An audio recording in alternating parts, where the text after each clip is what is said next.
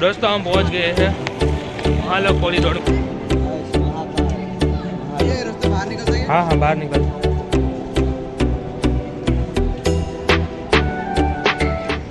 तो दोस्तों बहुत ही मज़ा आया लाइट शो में। तो मैं आपको महाकाल की नगरी दिखाता हूँ। तो दोस्तों हम लोग जा रहे हैं कॉरिडोर जहाँ लाइट शो होने वाला है। देखने जा रहे हैं भाई लोग, आप भी चलो हमारे साथ।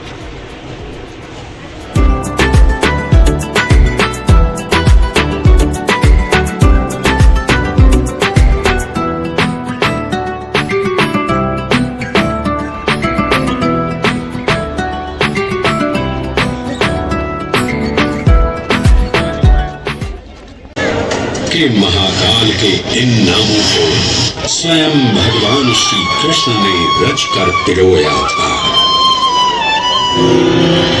महाकाल सहस्रनामावली की ये अद्भुत रचना उस समय की है जब योगेश्वर कृष्ण, उनके मित्र सुदामा और शेषावतार बलराम ने अवंती नगरी में स्थित सांदीपनी ऋषि के आश्रम में वेदांत दर्शन और शस्त्र विद्या की शिक्षा ग्रहण की थी।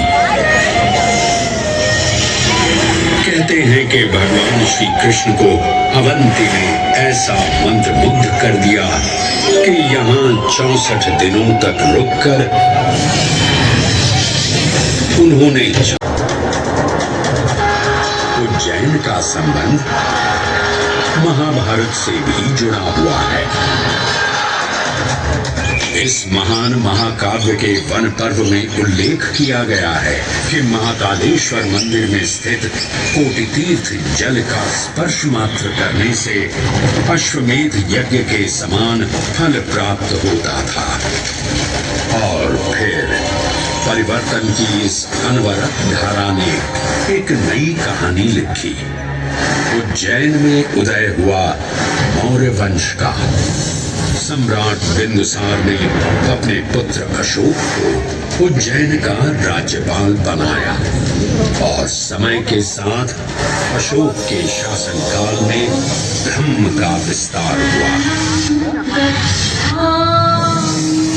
मौर्य वंश के पश्चात विभिन्न राजवंशों, सम्राटों और नरेशों ने उज्जैन की सेवा की। उनमें से प्रमुख मालवागण और फिर गुप्त वंश ने यहाँ राज कर इसके वैभव में वृद्धि की। उज्जैन ने अपने भव्य तेज से जहाँ महात्माओं और शासकों को आकर्षित किया, वहीं इस नगर पर आतताइयों की दृष्टि भी पड़ी।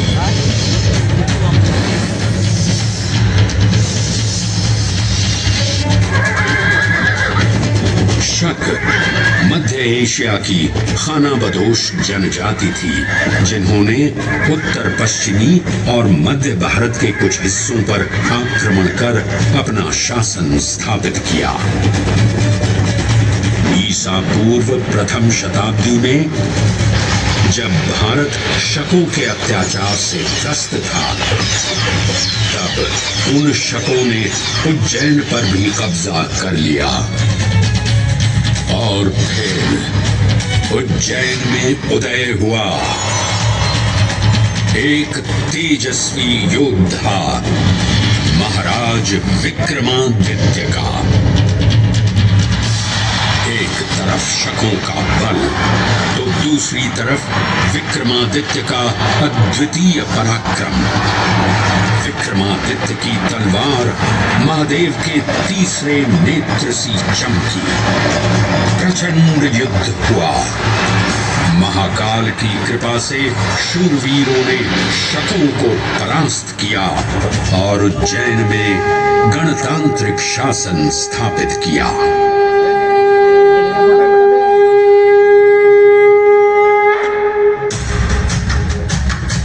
इन्हीं महाबली विक्रमादित्य की राज्यसभा महाकाल मंदिर में ही प्रतिष्ठापित थी। आज भी इस मंदिर की घंटियों में विक्रमादित्य की वीरता और शौर्य की प्रतिध्वनि गुंजायमान होती है। राजा विक्रमादित्य और शकों के मध्य हुए युद्ध ने उज्जैन को कालचक्र से अभिन्न रूप से जोड़ दिया, क्योंकि जिस दिन उनको विजय प्राप्त हुई उस गौरवशाली उपलब्धि के सम्मान में एक नवीन पंचांग का शुभारंभ किया गया, विक्रम संवत पंचांग। आज भी कई हिंदू पर्व और धार्मिक अनुष्ठान विक्रम संवत पर आधारित हैं।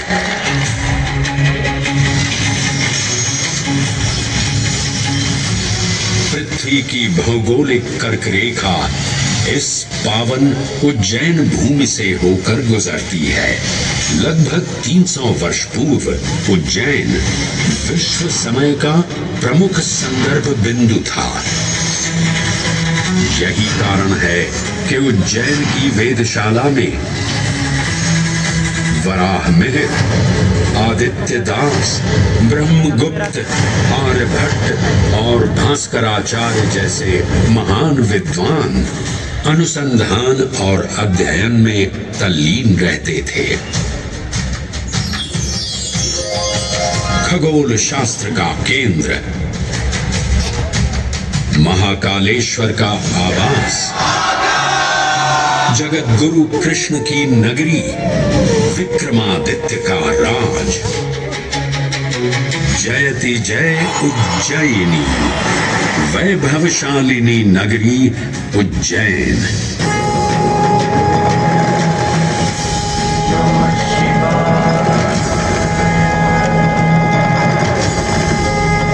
श्वासों को शिव मंत्र से अलंकृत कर, मन को भाव की गंगा से निर्मल कर, जो भी उज्जैन में महादेव की शरण लेता है उसका कल्याण होना निश्चित है।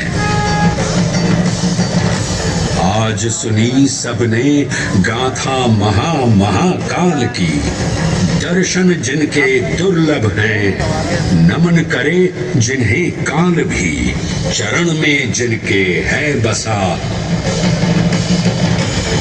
ये समस्त संसार कभी नहीं देखा होगा धरती पर ऐसा चमत्कार।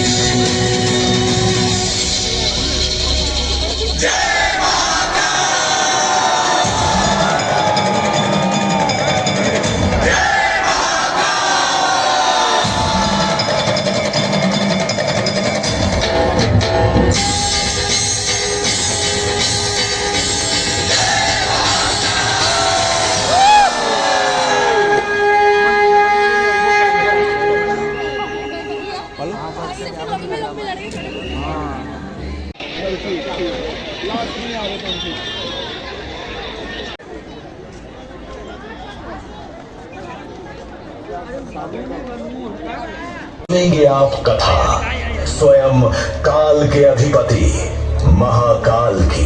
ये केवल एक कथा नहीं बल्कि सृष्टि के आदि और अंत का वो शाश्वत सत्य है, जिसमें महाकाल सृजन भी है और संहार भी। प्रकाश, ध्वनि और दृश्यों के संगम से महाकाल की सर्वशक्तिमान उपस्थिति हर हृदय में स्पंदित होगी। आपसे निवेदन है कि अपने सेल फोन्स को साइलेंट मोड या फिर ऑफ कर दीजिए, ताकि इस शो का आप भरपूर आनंद ले पाएं। इस शो के प्रस्तुतकर्ता है उज्जैन स्मार्ट सिटी लिमिटेड, निष्पादक है मध्य प्रदेश पर्यटन।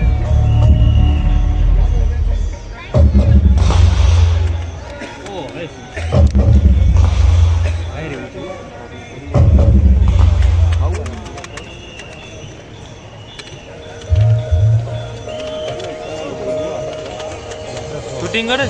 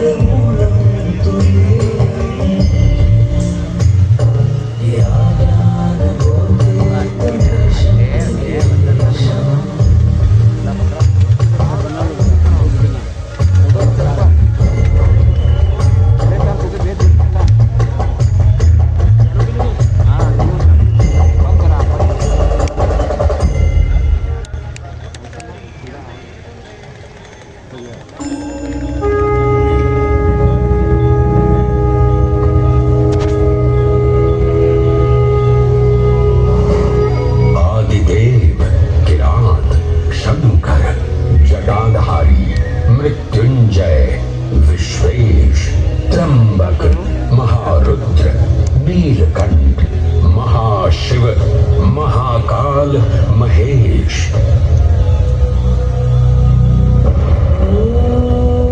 महाकाल, जिनके उद्गम से उत्पन्न होती सृष्टि की लय,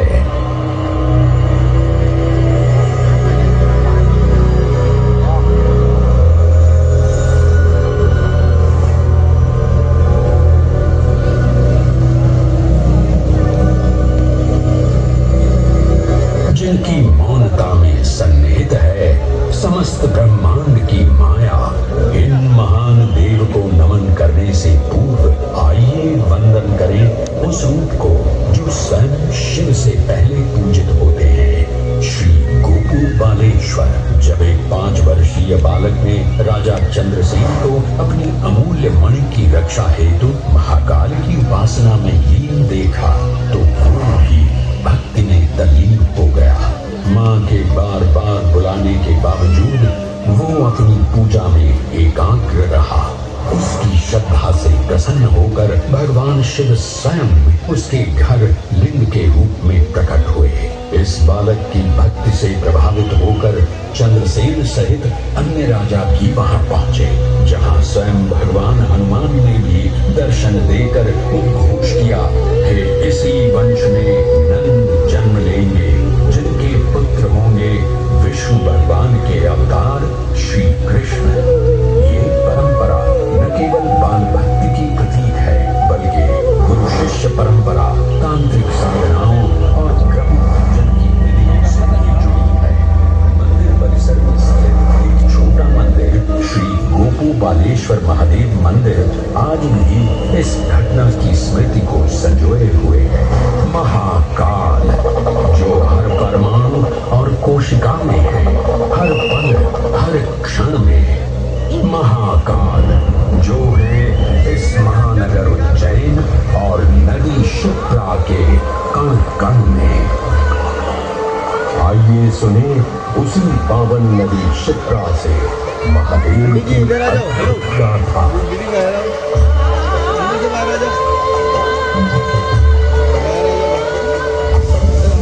भगवान विष्णु के अवतार वराह हृदय से उत्पन्न मैं पवित्र पावनी शिप्रा। उद्गम तो मेरा श्री हरि के हृदय से हुआ, पर मैं प्रवाहित हो रही हूँ महाकाल के चरणों में।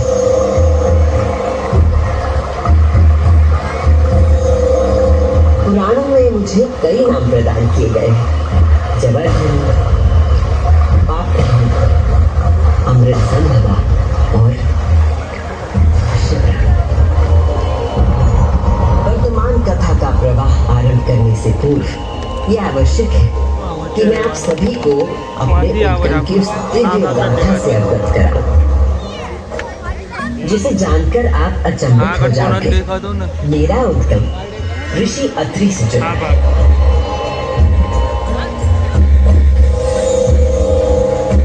जो सप्त ऋषियों में से एक है। जब ऋषि अत्रि ने उज्जैन में 3000 वर्षों की कठोर तपस्या पूरी की और अपनी आंखें खोली, तो उन्होंने देखा कि उनके शरीर से 2 महान प्रकाश धाराएं निकल रही थी। पहली धारा आकाश की ओर गई और कहा जाता है कि वो चंद्रमा में परिवर्तित हो गई।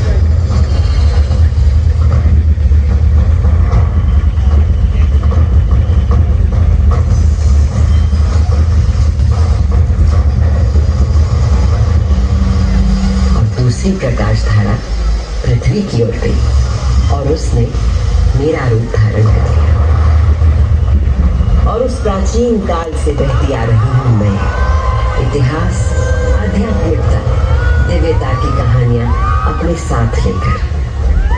कहानियां महाकाल की, जो विश्व का आदि और अंत है, जीवन का आरंभ और समापन जिनकी इच्छा से होता है, जो इस विश्व की निस्तब्धता और ध्वनि दोनों है।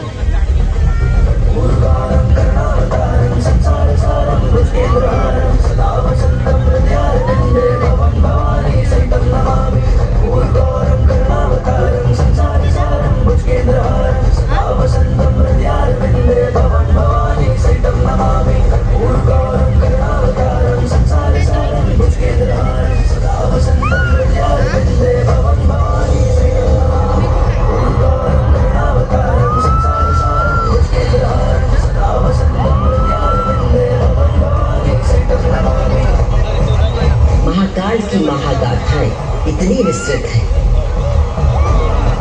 कि वे काल और अंतरिक्ष की सीमाओं को पार कर सकती है। और आज मैं आपको इन कथाओं का केवल एक संक्षिप्त अंश प्रस्तुत करूंगी, केवल कुछ चुनिंदा मोती।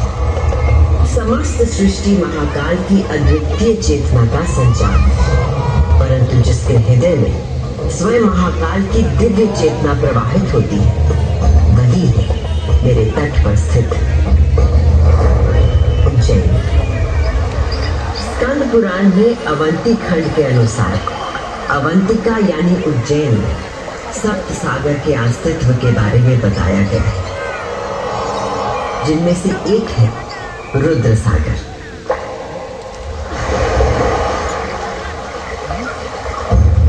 वही रुद्र सागर जहां आज आप सब विराजमान हैं, जहां पर अनादिकाल से ब्रह्म कमल खिला करते थे, जहां भगवान शिव स्वयं अपने गले में धारण मुंडों की माला का प्रक्षालन करते थे।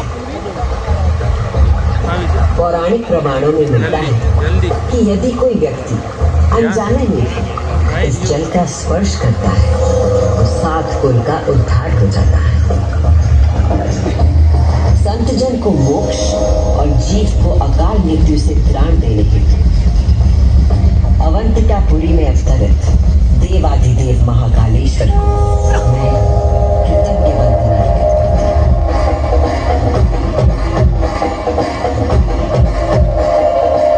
आज मैं शिप्रा देवी आपको उन्हीं महाकाल की शिव पुराण में उल्लिखित एक गाथा सुनाती हूँ।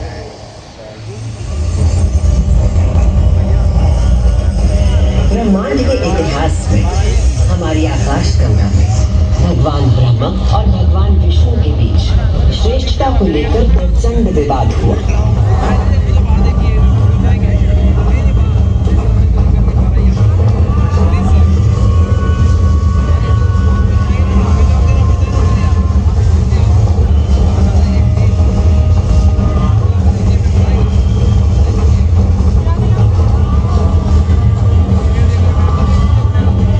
जब अपनी पराकाष्ठा तक पहुंच गया तो दोनों अपने अपने दिव्यास्त्र लेकर आपस में युद्ध करने के लिए तैयार हो गए।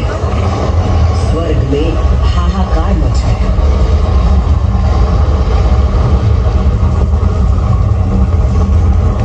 दिव्यास्त्र चलने से संपूर्ण जगत पर प्रलय का आना निश्चित था।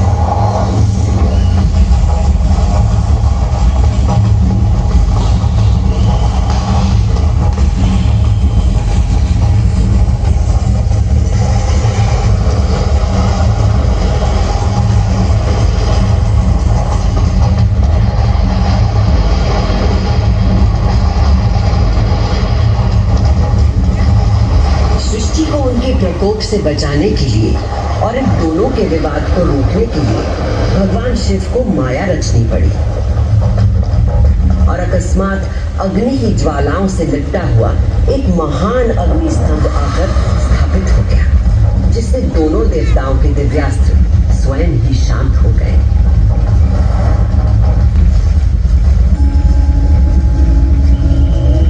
एक ऐसा अग्नि स्तंभ जिसका ना कोई आदि था न अंत था। दोनों देवों ने अनुभूत किया कि स्तंभ के पीछे निसंदेह कोई अद्वितीय अलौकिक शक्ति निहित है। वे दोनों बोल उठे, हे महाप्रभु, आप हमें अपने यथार्थ रूप के दर्शन कराइए। तब उस स्तंभ से महादेव स्वयं प्रकट हुए।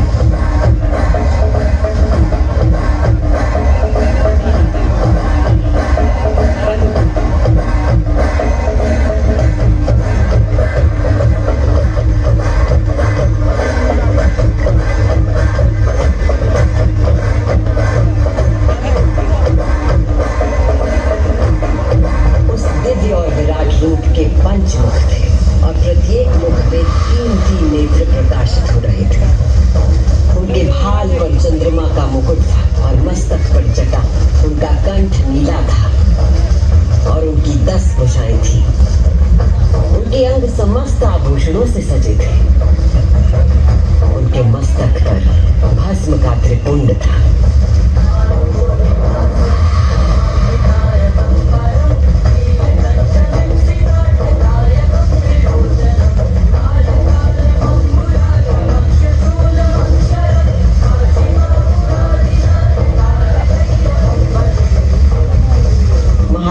ब्रह्मा और विष्णु से कहा, सूर्यश्रेष्ठ ब्रह्मा जी, आप मेरी आज्ञा से सृष्टि की रचना करें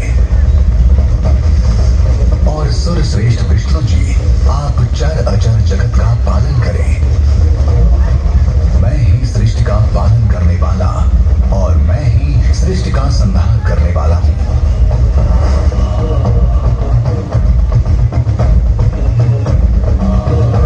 मैं ही ब्रह्मा, विष्णु और रुद्र नाम से 3 रूपों में बटा हूं।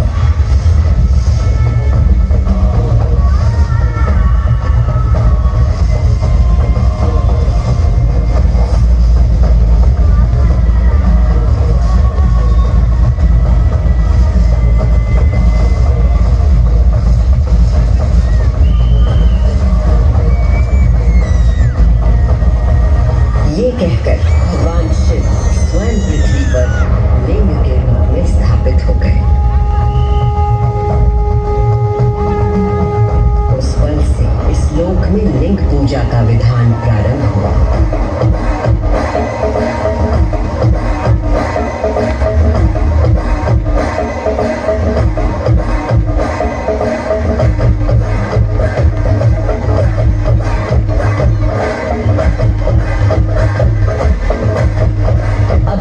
सुनी वो गाथा कि किस प्रकार भगवान शिव ने लिंग का रूप धारण किया। अब मैं सुनाती हूँ उज्जैन में महाकालेश्वर के प्रकट होने की कथा।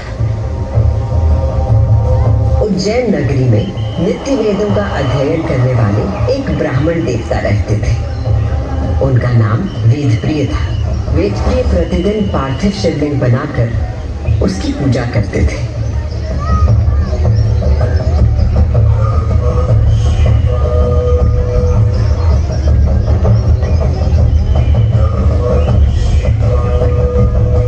वेदप्रिय के शिव पूजा पारायण और भगवान शिव में आस्था रखने वाले 4 तेजस्वी पुत्र थे। उनके नाम थे देवप्रिय, प्रियमेधा, सुकृत और सुव्रत। चारों सद्गुणों में अपने धार्मिक पिता से कम न थे। दिनों दिन उनके सद्गुणों में अभिवृद्धि होती रही, जिसके कारण अवंती नगरी उनके ज्ञान के तेज से प्रकाशित होने लगी। उसी समय दूषण नाम का एक असुर प्रजापति ब्रह्मा की उपासना में लगा हुआ।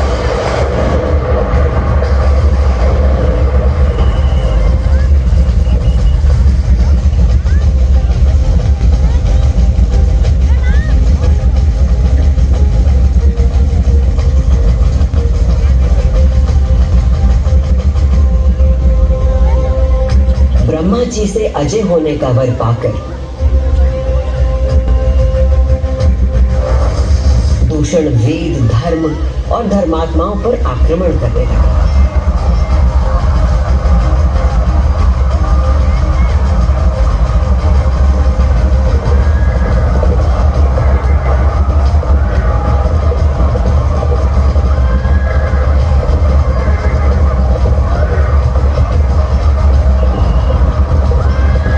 अत्याचारों की पराकाष्ठा पर पहुंचते हुए उसने उज्जैनी पर हमला करने का दुस्साहस किया।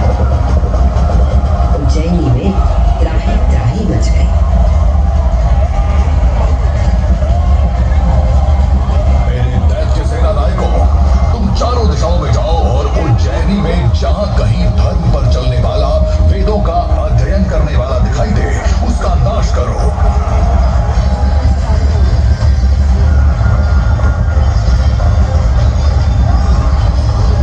असुर से यदि कोई भयभीत नहीं था तो वो थे वेदप्रिय के चारों शिव भक्त पुत्र। नगर को भयाक्रांत देख उन चारों ने उज्जैनी के नागरिकों को आश्वासन दिया। उज्जैनी के नागरिकों, आप सभी अपने भक्तों पर सदा कृपा करने वाले भगवान शंकर पर विश्वास रखें और उनका ध्यान करें। भगवान सबकी रक्षा करेंगे।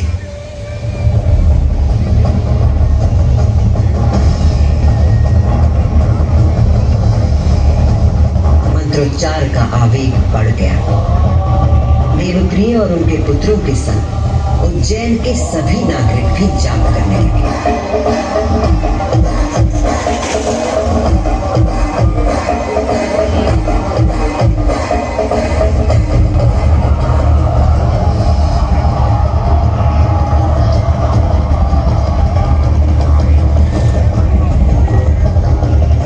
असुर दूषण अपनी सेना के साथ वहां पहुंच गया और उसने वेदप्रिय के पुत्रों को देख अपने सैनिकों को आज्ञा दी। बंद कर दो शिव की आराधना करने वाले इन शिव भक्तों का।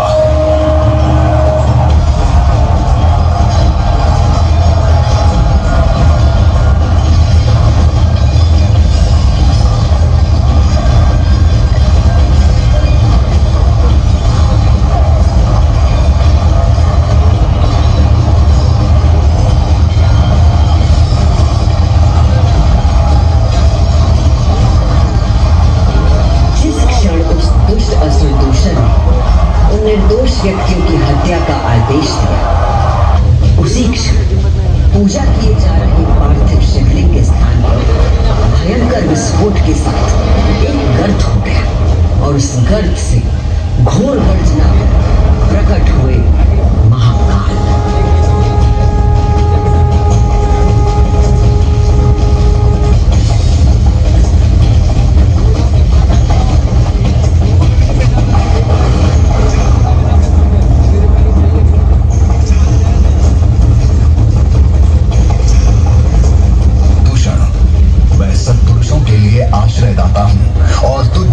दुष्टों के लिए महाकाल हूँ। ये शिव का वो रूप था जो काल के परे था, जो संहार करता भी था और सृजन करता भी। महाकाल के प्रकोप से दूषण का नाश हुआ और उज्जैन में एक बार फिर से शांति स्थापित हो गई।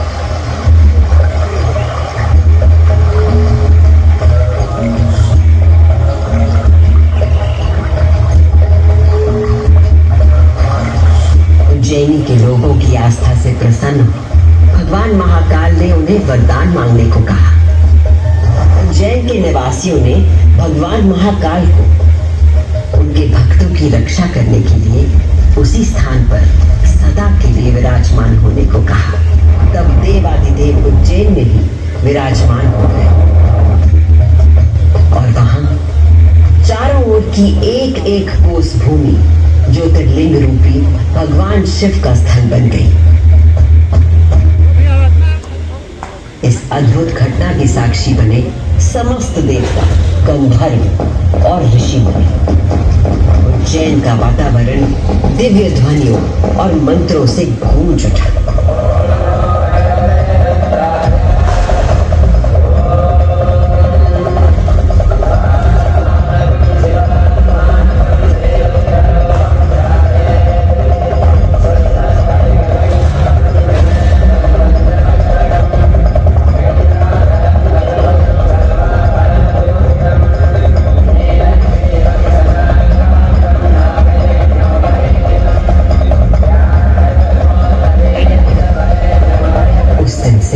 भगवान शिव ने महाकालेश्वर के रूप में भूतल पर अपनी प्रतिष्ठा प्राप्त की और ये स्थान श्रद्धालुओं के लिए तीर्थ स्थल बन गया।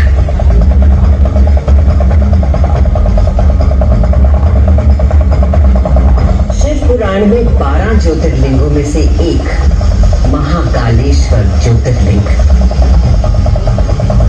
यहाँ की भस्म आरती विश्व प्रसिद्ध है।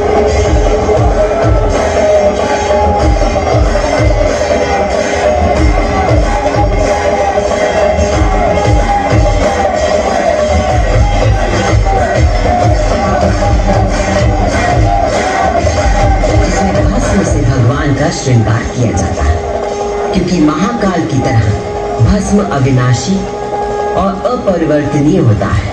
इस आरती की शक्ति और महिमा ऐसी है कि भक्तों के सारे पाप समाप्त हो जाते हैं। केवल इतना ही नहीं, उज्जैन वो नगरी है जहां मानव शरीर पूरे ब्रह्मांड के साथ सामंजस्य स्थापित करता है।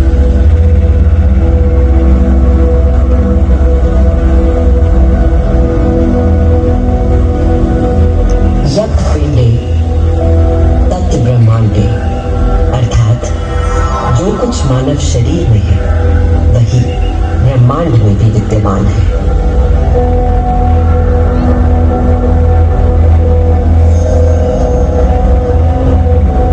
ब्रह्मांड के सृजनकर्ता महाकाल के आशीर्वाद से मैं शिप्रा आपको उज्जैन तथा महाकाल की शक्ति, भक्ति और मुक्ति की गाथाएं सुनाती रहूंगी। काल का प्रवाह अनंत है, इसलिए जब तक महाकाल है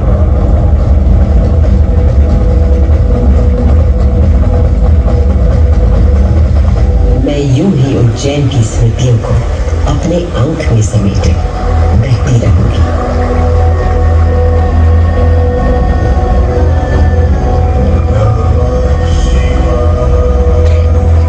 जय महाकाल।